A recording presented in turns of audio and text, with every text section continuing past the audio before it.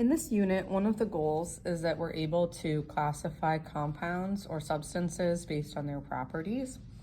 And so for this phenomenon, I'm going to be showing you 3 different substances, 4 if you count the pure water that's in the dishes right now.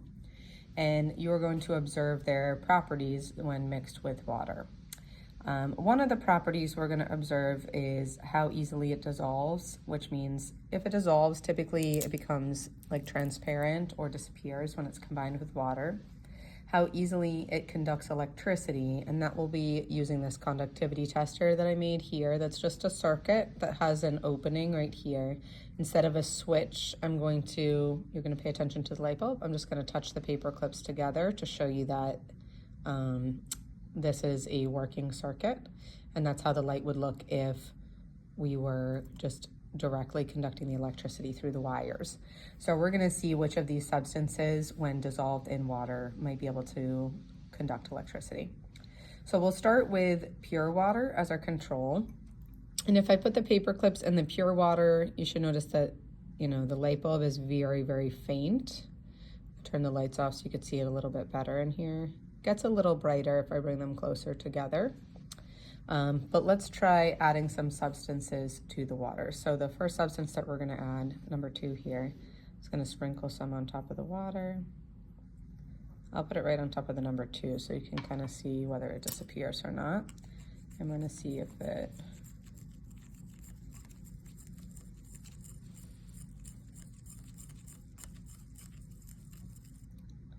dissolves. And then we're going to see if it conducts. And I'm going to start with the paper clips far apart. And you can see that the light bulb is already quite bright, even with the paper clips very far apart. For comparison, if I put them back in dish number 1, the light bulb doesn't change at all. But in dish number 2, it's very bright. So that tells us something about what that substance is doing when it gets into the water. Now we're going to try our next substance in this dish. Again, I'll pour it over the numbers so you can see if it dissolves or not.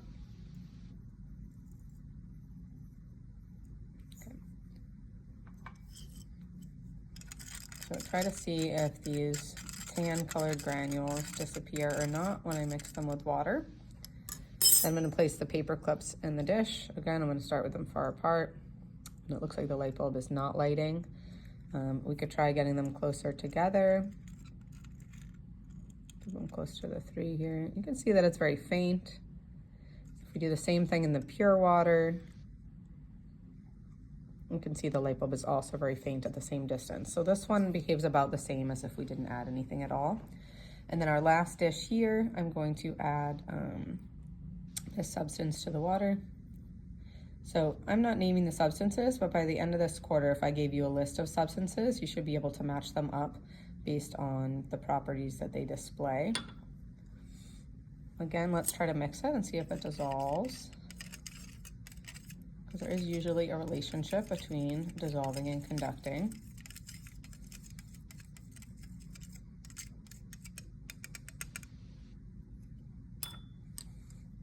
And then let's place our probes in here so that you can see the light bulb. And the light bulb, if you can see it, is very faint and gets pretty bright as I move the paper clips closer together. So when they're far apart, the light bulb is still on, and it gets brighter as I get closer together. So if we were to review these, in the first dish, the light bulb is very, very faint, basically off, until I get the paper clips very close together, maybe 1 centimeter apart. In the second dish, the light bulb is very bright, even when the paper clips are far apart. And it doesn't really change much with distance because it's already working very well. In the third dish, the light bulb appears to be off. And as I move the paper clip closer, it becomes very faint. I would say similar to the first dish. And then in the last dish, if I have the paper clips far apart, the light bulb is faint. And it gets brighter as I bring them closer together. So when they're close together, it looks almost like the full amount of brightness.